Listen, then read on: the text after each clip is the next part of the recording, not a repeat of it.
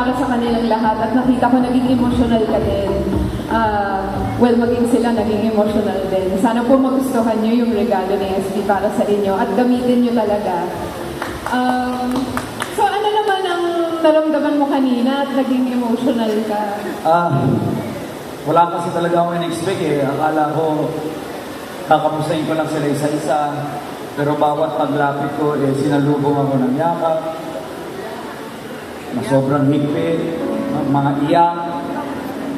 At lahat sila may kanya-kanyang kwento ng paghihirap, ng kanilang buhay, ng kanilang mga pinagdadaanan, anak na may sakit, kapatid na may sakit, mga walang trabaho, iba labandera, security guard, yung iba ayaw na daw mag-OFW, ayaw na mga ibang bansa. Ito po yung pinakasaysay ng programa natin.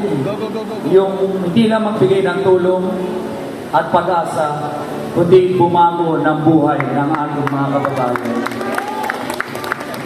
At grabe lang, so grateful sa Panginoon na nilagay nila ako sa ganitong posisyon na tumulong, bumago ng buhay at makapagbigay talaga ng pag-asa sa ating mga kababayan. I just want to say na sobrang proud ko sa'yo. Kaya maraming nagmamahal sa'yo eh. Napakagaling mo talagang mahal. At dahil dyan, actually may mga gustong magpakita ng pagmamahal sa'yo. Meron din kaming hinandang konting sorpresa din para ikaw naman ang mapangiti namin.